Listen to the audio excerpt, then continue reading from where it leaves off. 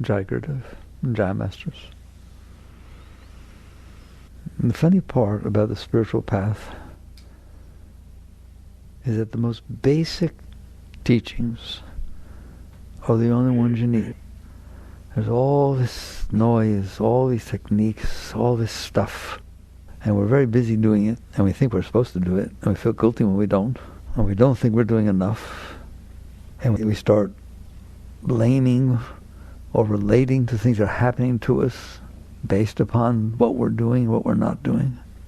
It all gets so confusing, gets so complicated, when really it's very, very simple. There are things in the universe. There's a piano stand, there's a chair, there's a blanket, there's a water bottle. There are just things. I'll tell you another thing that exists in the universe, a thing called mind. It's not any different than a blanket. It's not any different than a chair. It's not any different than a computer. It's not any different than the sky and the stars. It's just a thing that exists in the universe. It's called mind.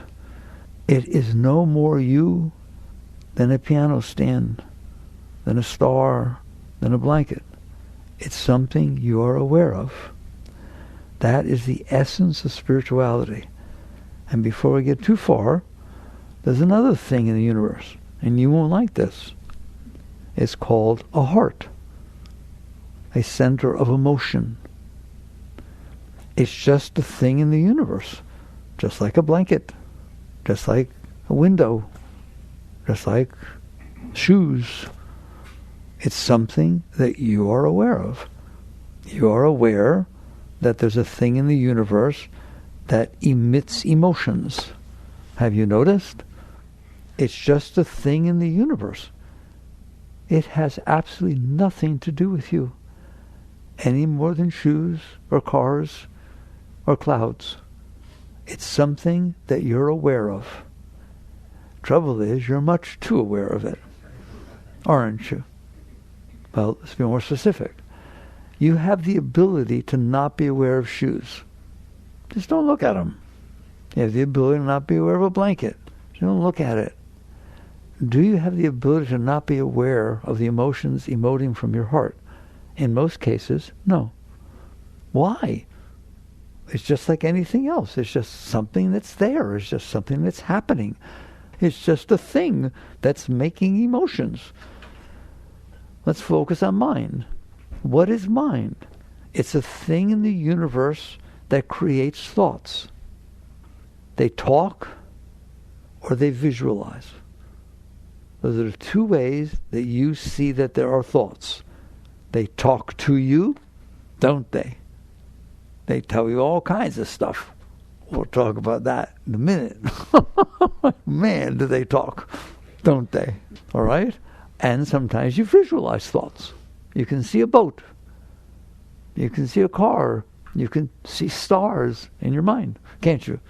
They can create visualizations, and they talk. That's what thoughts do. Those are two types of thoughts. You know you have the ability to visualize. And you know that when you're not trying to visualize, it still does. You see things that are scary. You see things that are nice, right or wrong. They just pop in your mind. Pop into your mind. Notice the possessive pronoun. Pop into your mind. Your shoes, your car, your blanket, your mind. Whose? That is the essence of spirituality. Your words that you use to describe these things are perfectly right. You're just not paying attention. I'm having a bad mind day. It's like a bad hair day. How do you know you're having a bad mind day? Because I'm in here. How do you know there are emotions? Because I'm in here. How do you know there are nice thoughts? I'm in here. How do you know there are not nice thoughts? I'm in here. How do you know there's X-rated thoughts? How do you know that there's PG thoughts? Because I'm in here. I notice it, don't I? If you weren't in there, they'd be like the blanket. They're just there and nobody sees them. But you are in there and you are aware of these things. The day that you see it like that is the day you're liberated. What's going to happen when you see thoughts as just anything else in the universe? They're not your thoughts. They're thoughts. Everyone's got them. They're not even a dime a dozen. They're a penny a million. They just get created. They're just there. We can talk about why and why. It's fully understandable. Every thought you have is understandable why you're having it. Why the mind is having that thought. There's no mystery at all to any of it. The problem is not why are the thoughts what they are. The problem is you can't watch them without identifying with them. You think you are your thoughts. Notice, you think you are your thoughts. Your thoughts say, this is me. I'm not happy. I'm depressed. No. You're watching an emotion that is low. That's what it means when you say, I'm depressed. You are not depressed. You're watching a depressed psyche. You get one phone call from someone who broke up with you that you love and you just don't know how to handle it, and that's why you're depressed. And that phone call says, oh my God, I'm so sorry. I was so wrong. I love you more than anything in the whole world. Can I come over? You're not depressed anymore. Are you? How long does it take? Bam! You were staring at a thought and an emotion. And the thoughts were saying, oh my God, I'll never be happy again. I loved him so much. I don't know what did I do wrong. I wish I hadn't said what I said. He didn't do that. Anyone do that? Come on. No, he doesn't do that. Okay. And at the same time they're saying that, the heart's going, everything's dark and it'll always be dark. And you get that one phone call and say, oh my God, she's coming over. I better take a shower. I haven't taken a shower for 2 weeks. I better get out of bed. I better clean up the pizza crust all over the place. How long does it take? What is that telling you? You are not your thoughts. You are not your emotions. You are much too close to staring at your thoughts and emotions. If you stare at something, there's 2 words that I've been teaching you, all right, that I see just how deep they are when you want to understand your situation in the psyche. Distraction and identification. You are distracted by your thoughts, you are distracted by your emotions, and you're so distracted that you identify with them. If you stare at something long enough, I was thinking of a word called imprinting, that a duck could imprint on a cow and act like a cow. I've heard about that. It's a psychological thing. That when it's born, if it never sees its mother or father and it sees a cow, it acts like a cow. I think it's called imprinting, isn't it? Okay, very good. That's what you've done. You, consciousness, has stared at mind and emotions long enough, hard enough, unbroken, consistently, that you have imprinted your consciousness onto what you're looking at. And you say, I am my mind. And you say, I am my emotions. Instead of saying, I am aware of my emotions, I am aware of my mind, you say, I am my mind, I am my emotions. I like this, I don't like this, I believe in this, I don't believe in this. You're just staring at a thought. Consciousness doesn't know about like or dislike. It's just aware. Like, what color does consciousness like? It couldn't care less. It just sees colors. Well, what if you see certain colors and your emotions change? Then it sees colors and it sees your emotions change. It sees colors and it sees your thoughts say, oh no, I hate that color. That was the color I wore when I broke my arm and I don't want to wear that color ever again. See? Thoughts just pop up. The consciousness sees what's going on. The trouble is it stares at it so long and so hard and pays so much attention to it that it has identified with it. You think you're a human being. You are not. You are not a human being. I'm sorry what they tell you. They have lied to you. You are looking at a human being. You are looking at a human being's thoughts, you're looking at a human being's emotions, and you're receiving the messages from a human body. That's not who you are. You are the consciousness that is experiencing these things. The trouble is they pull you in. They pull you in extremely strong. It's so nice to talk like this, as though you're detached. When a great saint came here once, the first time I met him, and he said to me, his guru told him that the highest spiritual state beyond love is detachment. Why? When you're detached, there's nothing but love. When there's love, you get attached. What does detachment mean? It doesn't mean cold. It means you're not identified with what you're not. It's called reality. You are not your car. I'm sorry if it got scratched. You're not your car. I'm sorry if somebody sat on it. I'm sorry if somebody said they didn't like it. You're not your car. It's just the thing that you're aware of, but you identified with it, didn't you? It's a part of me. It is not a part of you. You didn't make it. You don't know how to make it. It has absolutely nothing to do with you, right? I told you the story. You want to see identification? You walk into a car showroom. Lots of people there, walking around, everyone looking at everything. People sitting in different cars, sitting on different cars, talking about different cars. You go in there, and you see a particular car that you like, and you go in there with this stuff called paper, or maybe not paper, now a card. No, not even a card, an electronic beam, all right? And you walk into the salesperson and say, I want that one. And you go beam, all of a sudden, get off my car. Get out of my car. That's my car. What happened in that one beam of a little Google Pay or something? What in the world? All of a sudden it's mine? Did you make it? Do you know how to make it? Do you know where it was made? Do you know who made it? Do you know a single thing about that car that you didn't know a second ago? No, it's mine. Wow. And you're serious about it. You hear me?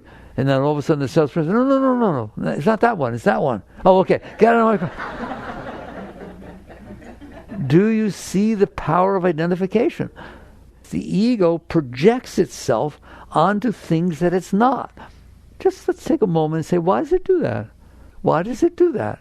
Because when the consciousness, the soul, the essence, the Atman, call it whatever you want, you, consciousness, awareness of being, are you in there? That's the one I'm talking to. Okay? So you're in there, and basically happens when your birth takes place. The consciousness drops down into this body. Don't ask me at what point it does. That's a big argument nowadays. I don't want to talk about it. All I know is the consciousness, at some point, is in this thing that got made out of nothing. Like, it's just like your car. You don't know a thing about your car, but it's mine. That's not your baby. Make me an eyeball. I'll give you $7 billion and 15 years to do it. Make me an eyeball. No one has ever made an eyeball. Do you understand that? Well, that's not true. Something made a lot of eyeballs, didn't it? Ever think about it? How did that happen in there? Where did the body come from? It's not yours.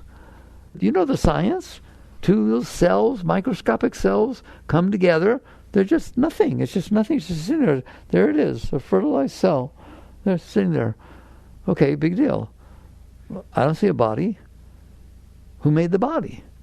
Who made that little cell into livers and kidneys and pineal glands and eyeballs and blood and kidneys? And just who did that? Did you do that? No. It has this stuff called DNA, and it's just a molecule. It's made out of atoms. It's made out of the periodic table. But somehow it knows to divide itself and split. And it knows, this is the part that's unbelievable, it knows chemistry more than any chemist will ever know. It knows how to take carrots, peas, Twinkies, Coca-Cola, and break it down to its molecular... Who's doing that? Break it down to its molecular structure and then rebuild it into eyeballs and kidneys and livers, and it just keeps doing that, and it just makes a baby. What's that got to do with you? How about nothing? You're just a conscious being that watches the tummy go, "Arr," and then, ah!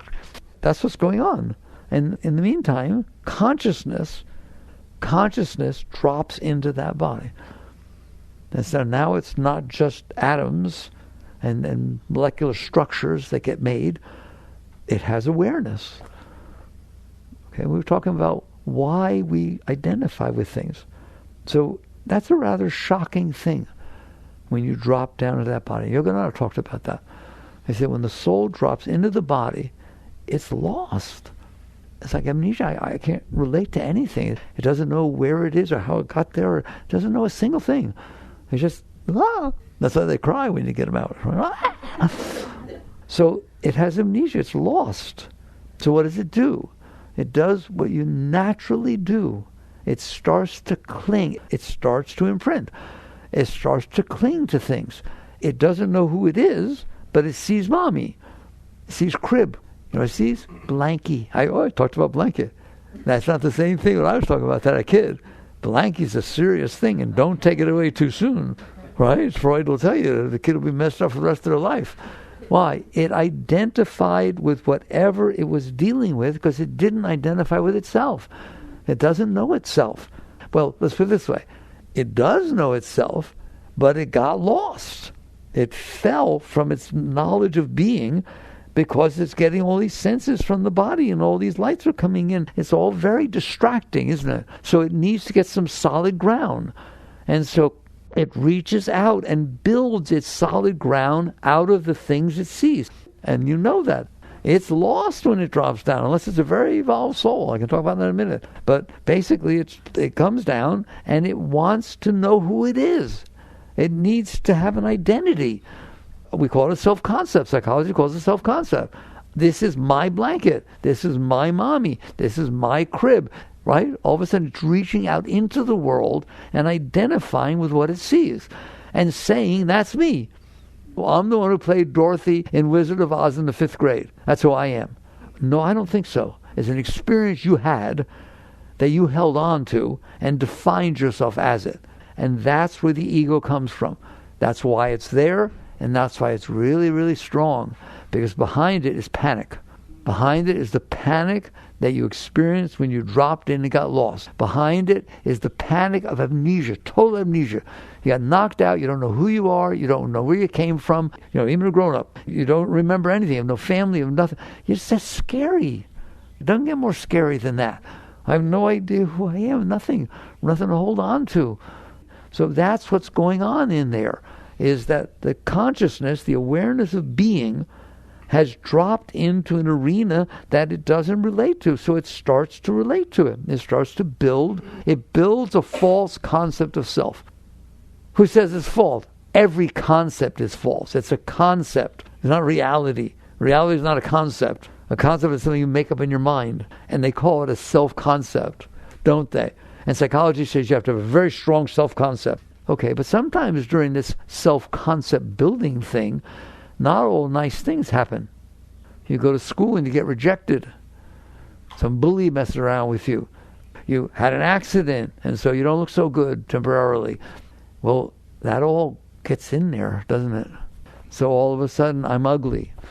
All of a sudden, nobody likes me. All of a sudden, I'll never have a decent relationship. All kinds of things happen to us, don't they? And you identify with them. You do the same thing as Blanky. You hold on to it and you say, this is me. I'm the one who failed here. I'm the one that people laughed at. I'm the one that somebody said they loved me and then they hurt me. And that's what you're walking around saying, this is who I am. It is not who you are. Those are thoughts. Those are emotions that got built in your psyche. You are not your psyche, but you are aware of what your psyche is doing. And I've just told you why your psyche is doing what it's doing. I told you a minute ago, every single thought you have, every single emotion you have is not irrational. There's a reason it's coming up into your mind. There's a reason it's coming out of your heart. What is the reason? You stored stuff in there. Psychology says man is the sum of his learned experiences. It's not true that man or woman is the sum of the learned experiences. You are the consciousness that is aware that what you're looking at is the sum of your learned experiences. I guarantee you what you're looking at in there, your thoughts and your emotions are the sum of your learned experiences. And that's why yours are different than his, and why yours are different than they were yesterday or a year ago or 5 years ago. Like we said, you can have one experience and one phone call. All of a sudden it's different in there. You're having experiences all the time, aren't you? And they are molding your self-concept. And therefore, what you hold inside of you comes back up. Why? Now it becomes spirituality. I don't know what psychology says. I can guarantee you there's no reason there's anything in there from your past. You have a memory, you're welcome to bring it back. That's what I'm talking about. The stuff you stored in there because you couldn't handle it. No, I can't handle this. It didn't happen. That's denial. That's real psychological problem, right? Or resistance, or suppression, or repression. Come on, Freud. Oh, I'm going to ask Sigmund. I like Sigmund. Yes, there's suppression. Who is doing the suppressing? Do you suppress things? Do you push things away when they're not comfortable? Do you have hands in there that can push away thoughts, push away emotions? He didn't talk about who's doing it. He's brilliant. It's neat that he saw it was happening. Freud's real studies were of mental patients. That's what he was founding psychology. Why are people so doing this and doing that? He studied them from outside. And then he formulated, oh, I see, your mommy did this, your daddy did this happened, that happened, etc., etc. That's why you're behaving the way you're behaving. He's right. You stored things, especially powerfully negative things or positively positive things. You don't let them go. I said you have hands in there. You know you do. They're going on all the time, aren't they? I don't like that. No, I don't have to deal with this. Or rationalization. He didn't really mean that. He couldn't have meant that. It's like, whoa, all kinds of stuff going on in there, and you manipulate it. You do what you can to make it a little bit nicer in there. You think it's making it nicer to push it away. I don't know. I don't know why she looked at me that way. I don't know what it meant. I don't want to think about it. But guess what? You just stored it if you don't want to think about it. If it bothered you and you pushed it away with those hands, it got stored in there. And guess what? It's coming back. Why? Now you get to yoga. I don't know what... there's so many different fields of psychology, and so I can't speak for everybody, for all of them. But one thing a yogi knows, there's nothing inside of you, inside the psyche, either heart or mind, nothing that holds things in there. You have an experience, it comes in, you experience it, it emotes, and it passes through the universe. Can you bring it back? Sure, you got memory, just like a computer has memory. But guess what? A computer does not throw its memory up any time it doesn't like something. Okay? You do. You store it with all the emotions, with all the power, with all the energy that you didn't like when you were experiencing it. And so you push it down there. Well, energy can't sit down there. Energy has to move. Energy is an active thing. In yoga, we call that samskara.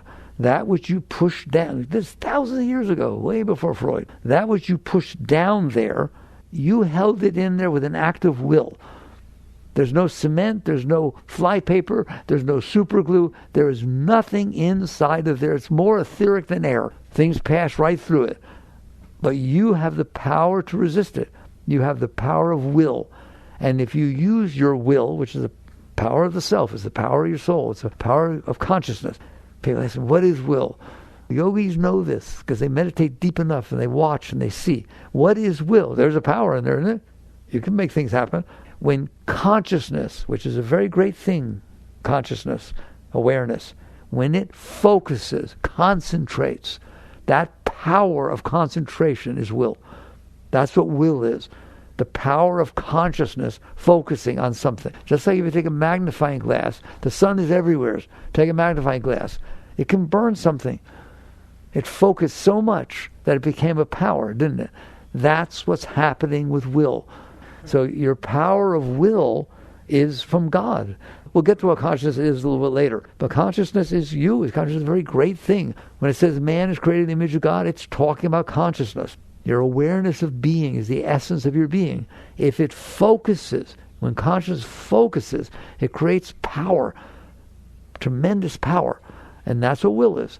So wherever you focus your consciousness, you have the power of will. If you focus it on thoughts that you don't like, with resistance, focus it.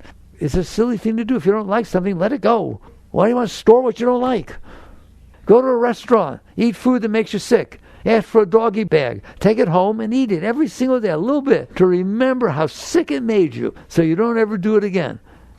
That would be very silly, wouldn't it? That's what you're doing with these experiences. You're saying, no, that was a terrible experience. I don't want to have had it. Too bad you did. No one has ever undone what already happened. We're supposed to be so smart. No, I don't want to have had that experience. So therefore I'm going to store it inside of me. I'm speechless. Okay? This is the highest species. Some that got lost along the way, all right? We need a little more survival of the fittest. So you literally take that which you don't want to experience, which already happened, and you push it away with your act of will. Otherwise it goes through. A great master, it all goes through. It passes through. When someone asked Ramakrishna, great being, does a master, an enlightened master, ever feel anger? You know what he said? Yes. But it's like riding on water. When you ride on water, how long does it last? It just passes right through. It's a normal human emotion. Heart can emote things. Mind can think things. They come and they go. They pass right through. Well, how come your anger doesn't pass through? Because you can't handle it. How come somebody looks at you the wrong way or the right way and you can't let it go? You either don't want to have experienced it or you want to experience it more. So you either resist it, or Buddhists talk about clinging. You've heard the word clinging. You cling to it because you liked it, or you resist it because you didn't like it. In both cases, you used an act of will to make it stay inside of you. Well, what's going to happen when it stays inside of you? It's going to try and come back up. Why? Because it's not natural. Take a balloon and push it down into a bathtub. You better stay there because it's coming back up. So you're holding it down there, even from your childhood. That's what psychology is all about. You stored that stuff in there. It's having no effect on your life, right? You got rid of it. I dealt with it. I'm done with that. Well, how come we can't talk about it? Shut up.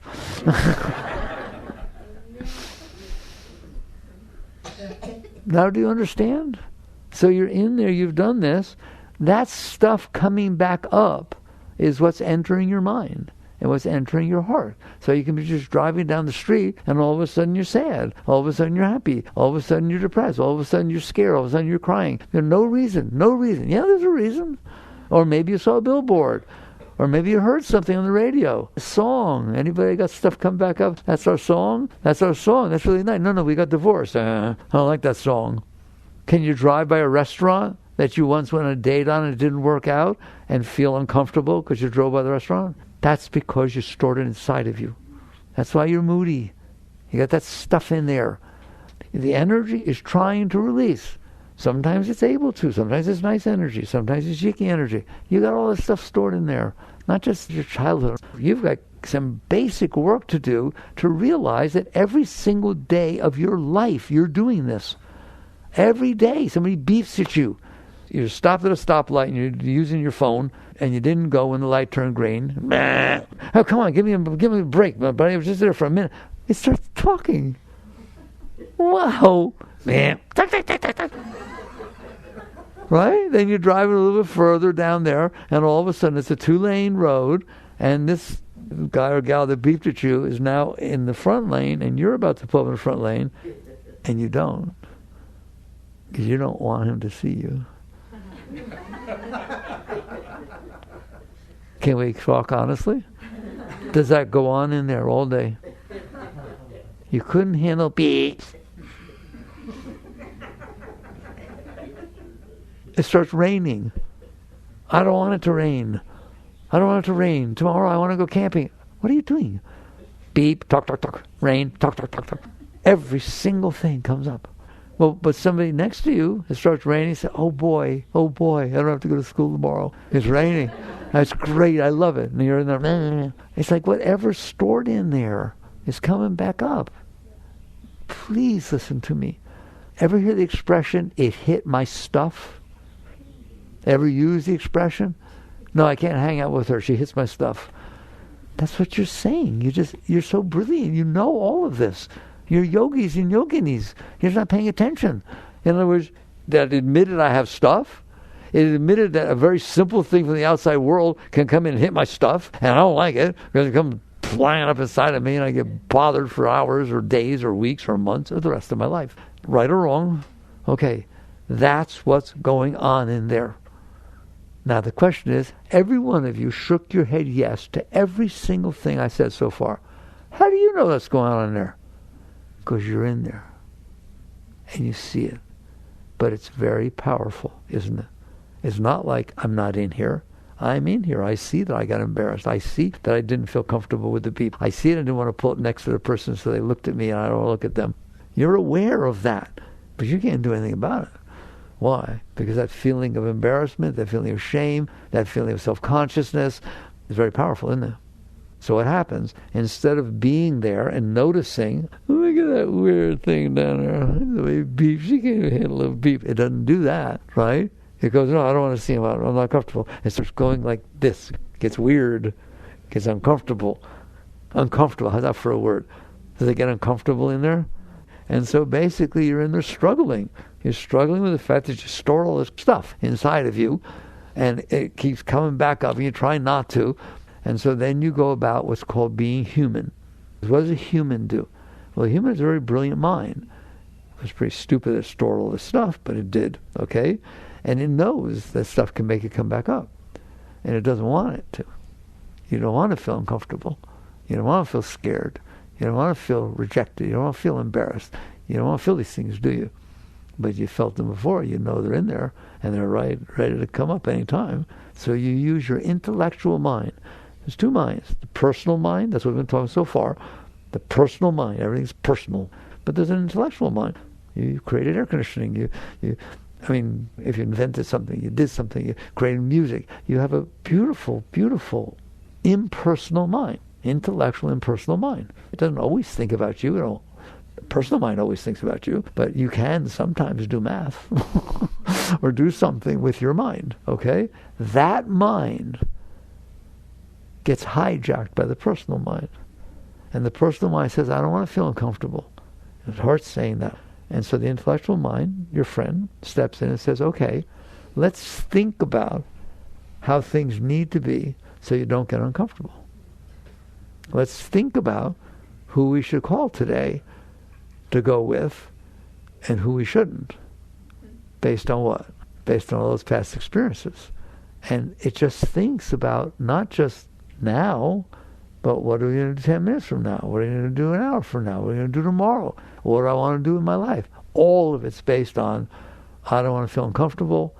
I want things that happened before to happen again that made me feel good, and I don't want things to happen again that made me feel bad. Think about it.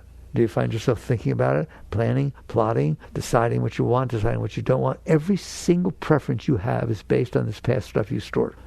Why do I have preferences? I've dropped down onto a planet.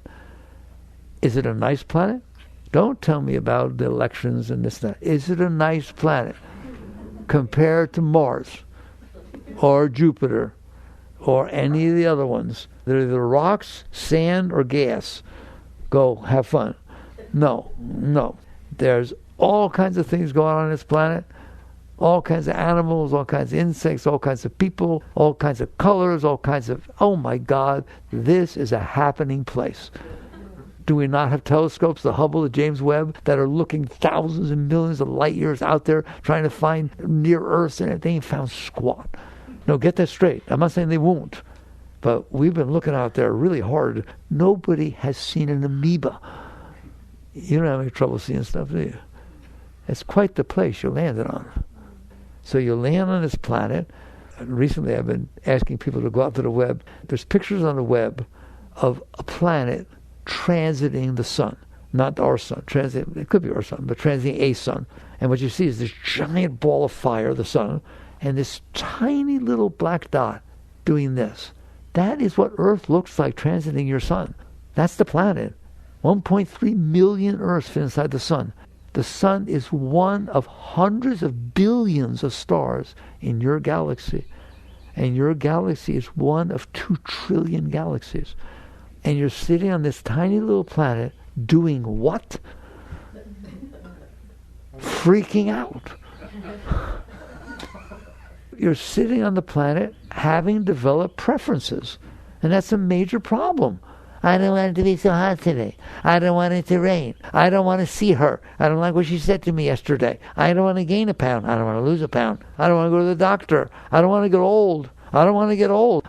You used to be this big as a baby. Now you're that big. How did that happen? By getting old. It happened by itself. It's a natural process, for God's sakes. How dare you have preferences? I like the rose if it's just this color. And if no little bug ate a bite out of the little, oh no, that's not a perfect rose. Hello, hello, hello. I like people who like what I like. You're the sum of your learned experiences. They're the sum of their learned experiences. Never the twain shall meet. You're the only one that went through the experiences you went through. You make me cry. Every experience you're having, nobody else is having.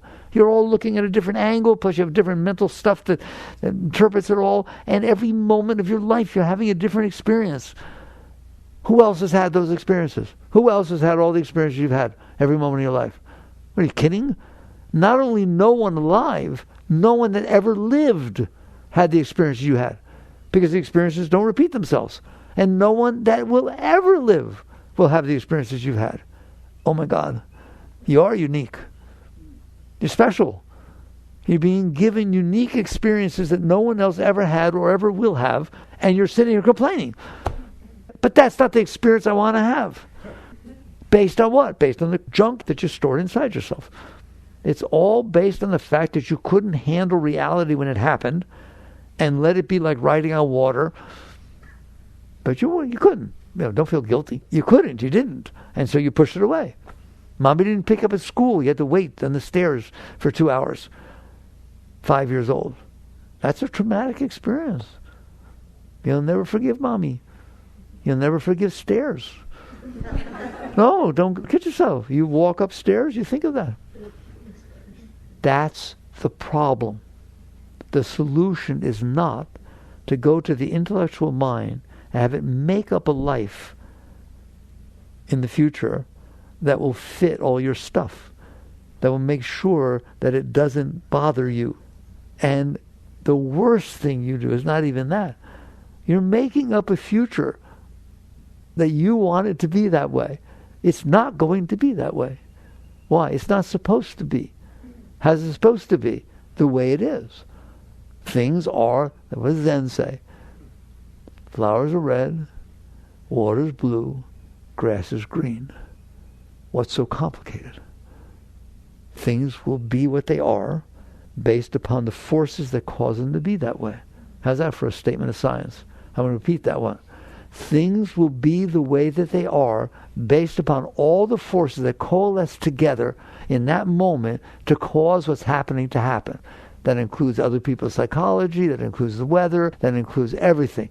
It is not supposed to be the way you want. The way you want is what you made up based on your past experiences. I make this point all the time. I wonder if you get it. Your psyche is the sum of your learned experiences. You know that. The world unfolding in front of you is not the sum of your learned experiences. It's the sum of its learned experiences. It's rainy today because of the mountains over in Spain and El Nino and La Nina. And there are things that cause the moment in front of you to be the way it is, aren't there? If you want to know what they are, go study science. Go study psychology. Go study everything. And you're going to see that moments coalesce together and they are the result of the causes that made them be that way. How's that for a terrible statement? And guess what? The sum of the moment's learned experiences are not going to match the sum of your learned experiences. They have nothing to do with each other. Like that alone should liberate you. Well, why can't I have what I want? The moment is not supposed to be what you want. You're supposed to be able to be the highest being that can accept and learn from and grow from and serve the moment that's unfolding in front of you. It is not supposed to serve you because every one of you are different, and that's why there are wars. And that's why there's all this problems on earth. Because your sum of learned experiences, Putin's sum of learned experiences, everybody's learned experiences are different than everybody else's learned experiences. Completely different, that's all. And so now what's going to happen? If they all decide that the moment in front of them is supposed to be what they want. If I win this, I feel good. If you're married to her, but I like her, go away. I want her. I feel good if she likes me better than you. So it's all about me. It's all about me, isn't it? It's all about my ego. It's all about some of my learned experiences is what I want happening out there. Now do you understand why there's so much conflict? People say, well, why are there wars? No, why aren't there more? Everyone is different. And now they're trying to make the moment, which we're all sharing, okay? There's a place over in Jerusalem called Abraham's tomb. Ever hear of it? To a Jew, Abraham's my man. That's the tomb, man. To a Muslim, Abraham's my man. I can't believe how many of you don't know that. The Quran's about Abraham. And the Torah is about Abraham. The same Abraham. That's hilarious. Okay? The same Abraham. The stories are right there, all right? So therefore, if I'm a Muslim, that tomb belongs to me. If I'm a Jew, that tomb belongs to me. So that basically, we've all had our some learned experience. That's going way back. The some learned experiences, and we don't know how to let go. We think we're supposed to make the outside match the some learned experiences. If I was doing a retreat, I'd make you repeat that. We're supposed to make the outside match the sum of our learned experiences so that when it comes into me, it feels good and doesn't feel bad. Can you relate to that? All right? And I'm going to have to do it because I've been doing it lately and I know you don't like it. What about this law of attraction? Well, I want to make the outside match the sum of my learned experiences. I can use a gun. I can use good looks. I can use money. Or I can use mantras. Om Shri, I want him to like me more than her. Can you attract to yourself? Yes. Is that the highest state? To sit there and say, I'm a flaming mess because I have preferences based on what your preferences are is the places you're blocked. You listen to me. You think that getting what you want is a good thing, to know what you want and try to get what you want. A spiritual person looks at it and says, wait a minute. So there's 800 billion zillion things that could happen next, and only one will make you happy. Well, that's very silly. So that which you say you like, your preferences, have limited your happiness. Do you understand that? Why can't you sit there and say, well, let's get to the bottom line quick. What if you didn't have all that stuff stored in there? You mean I didn't have any experiences? You had experiences. They're not happening anymore. It's not happening anymore. Be here now. Now you understand the depth of that. You had the experiences. They came in. You learned from them. You grew from them. Yes, I got married. It was wonderful. Yes, I got divorced. It wasn't so wonderful. But I learned a lot. I'm much more capable of having relationships now that I learned what I did or what somebody else did, or how my preferences got in the way. Or I really loved him until I realized he slurped soup, and my Uncle George slurped soup, and I hated my Uncle George. And so now oh my God, all of a sudden Uncle George ruined your relationship. He died 20 years ago. What are you doing? You're making a flaming mess out of your life and everybody else's because you bought into these preferences. What's the alternative? Ready? Wake up in the morning. I'm back. I wonder what's going to happen. I'm glad I'm on the planet Earth because it's a happening place. I'm going to have all kinds of experiences today. They're not all pleasant. There's all kinds of things, aren't there? What if that's your attitude with life? I get to have experiences. Which ones? The ones that I need to have so I can grow, so I can learn. Well, how do you know you need to have it? Because it bothered me. Oh, why did it bother you? Because I had past experience that I couldn't handle. You hear me? If you let go and you're empty, that's what it means to be clean. That's what it means to purify. Doesn't mean don't swear or wear white all the time, right? It means let go of all this garbage you have inside. And if you do so, you're going to find out the world doesn't bother you. Why? It's just exciting. It's just challenging. People tell you, find your passion. I don't teach you that. Find out why you're not passionate about everything. If you get rid of your stuff, you're passionate about life.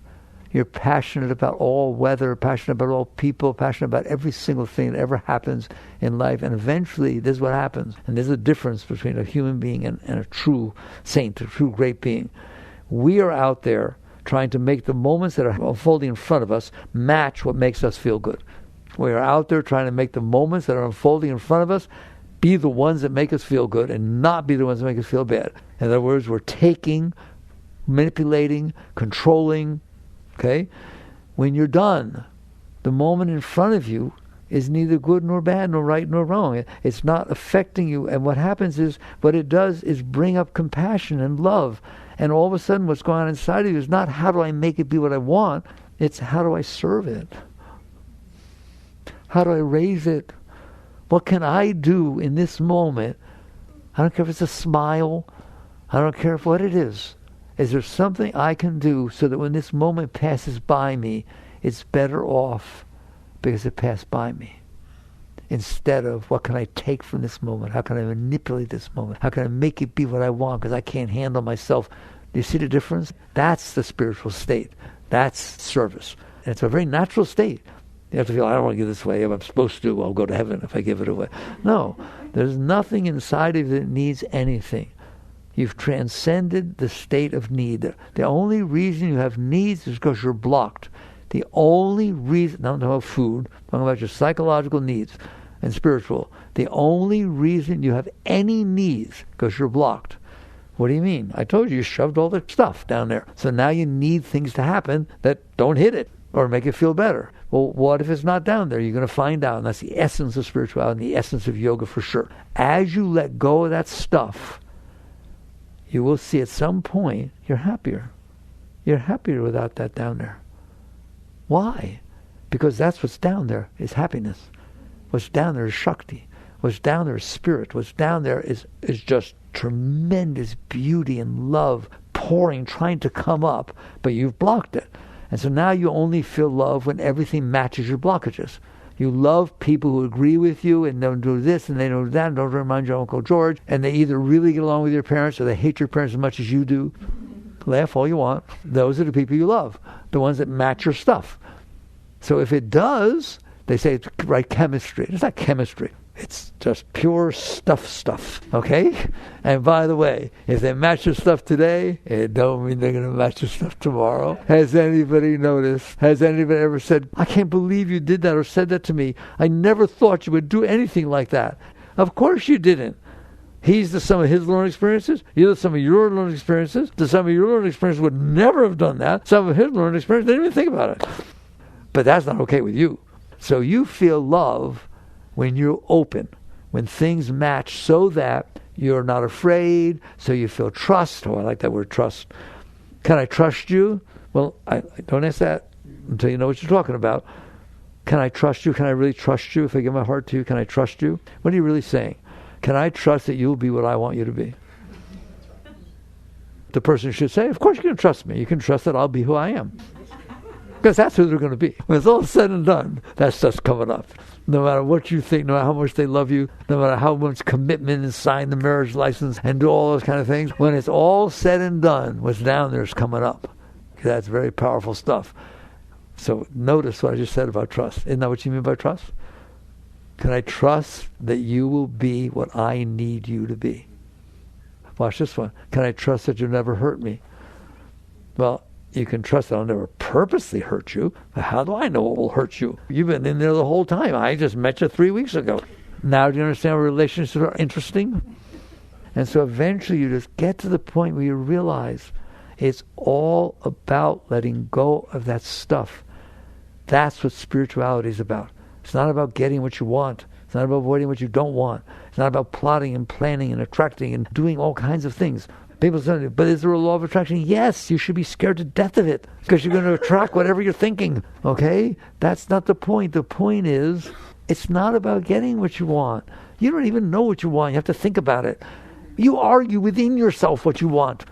Do I want to go here? Do I want to go there? Get neurotic trying to figure out what you want because you have all these different blockages inside. Who says they line up? Who says they agree with each other? You know darn well they don't. That's why you're having so much trouble. Because you think what's supposed to happen is supposed to match your stuff. And you can't even match your stuff. Why do you put them here on a piece of clothing? Go in there. If it's winter, buy a heavy one. If it's summer, buy a light one. No, we need a 16-sided mirror. Then we get inside and we turn around 15 times. Then we ask everybody, you're not buying clothes. You're buying something that matches your stuff. You put it on. Whoa, I really like this. Somebody says, you look fat. Oh, I don't like it at all. It's not easy living in there, is it? Because you stored all this garbage. And now you got to try and make life match it. And that's the only time you can feel love. The only time you feel passion. The only time you feel anything is if your blockages are open enough to where this energy that's down there all the time, the most love you ever felt is only because that's the most open you were. Why were you open? Because the blockages weren't blocking you. 10,000 times more love is in there than you've ever experienced. Free of charge, unconditional, flowing all the time. That's what the great ones are. Why? Because you don't have that stuff in there. And that's what it means to grow spiritually. And what happens is, as you let that stuff go, you'll start to see the Shakti come up. and then it starts to get stronger and stronger and stronger coming up until eventually, as you mature, you start saying, wow, this is what I wanted anyways. I didn't really care what happened outside. I only care what it did inside of me. Ramdas once said, you get to the point where nothing that comes in from outside is higher than what's already going on inside. That's where I want you. And then what happens is, when you start catching on, then you're ready for the next phase of growth. Now you're ready to deal with your big stuff. How? It starts to come up, you see yourself tending to push it down, and you say, I don't think so. You witness consciousness. I don't think so. I like this Shakti. I like this energy. You mean there's more? If there's a tendency to a blockage, that means there's more down there. And you start becoming a letting go machine. And then you start becoming even more mature. You start realizing what you should have realized a long time ago. Life is a washing machine. And its intention is not for you to get what you want, it's to get rid of that stuff inside of you. And it knows exactly how to do it, doesn't it? The trouble is you don't want it to do it. So you resist it. And that's why life seems like it's terrible. That's why you have trouble with it. That's why you're scared of it. Eventually you get to the point where you say, bring it on. You want a piece of me? Glad to give it up. And you start learning what letting go means. You start learning what surrendering means. Surrender does not mean you do everything that ends in front of you. If a drug addict comes to you and says, here, take some drugs, you don't do them. That's not surrender. Surrender means if the stuff is coming up inside, I'm letting it go. Now I'll deal from a higher place outside. People totally misunderstand what I mean by surrender. Surrender is an inner state of letting go of your blockages. I'm willing to let go. Now that I'm clearer, I'm not reacting, how do I interact outside from a higher place? So this is spiritual growth. This is real spiritual growth. Let go, I dare you. And you're going to find this energy. And then ultimately, let's close down. Where do the great ones go? We haven't even gotten high yet. We haven't even gotten high yet. All you did was stop being low. All right? And really, you stopped having junk inside of you that's causing your mind to drive you crazy and causing your heart to drive you crazy. Then what happens? There's this nice energy coming up, feeding your heart. What did Christ say? Man does not live by bread alone, but by every word that leaveth the mouth of God. What does that mean? You don't get your high just off the outside. There's energy flowing inside that feeds you. You start being fed by that inside. Then what happens? Final states. It's not that it's just nice in there, so you don't have to deal with junk, but it starts pulling you up at a level that's almost uncomfortable. It's basically trying to pull your consciousness away from its addiction to your humanness, to your mind, and to your emotions. They're not a problem now, but now it's being pulled up to where you realize I have to let them go altogether. Let's die to be reborn. Is that what Christ meant? That you literally let go of your individuality, of your sense of I'm. That's nice now down there, but it's still something I'm looking at. It's not me. And it pulls you back into the source of consciousness. We've all talked about consciousness leaving its source to stare and get distracted and identify with what's below it. At some point, it pulls up enough. It's a natural thing. As you let go, it pulls you up. And then all the masters talk about that point of letting go of the false sense of self. And everyone of every tradition said when they did that, the same thing happened. My consciousness was a drop of water staring at me. That drop, when I stopped staring down, fell into an ocean, into the ocean of consciousness, into God. My father and I are one. They all taught the same thing. Buddha's nirvana, I can't talk about it, right? You are a very great being. Like people talking about, I need to find my way back to God. No, you need to stop leaving. Your consciousness is already there. That is the source of your consciousness. But it's staring at the garbage and identifying with it. So I said in the beginning, all spirituality, the whole path, the beginning is very, very simple. You are not your mind. You are not your emotions. You are not your body. Period. You are the consciousness that's aware of those things. That's where we just ended up, isn't it? But we talked about why you're staring at it and how to not. Spirituality is about letting go of those blockages. The rest will happen by itself. You're a very great being.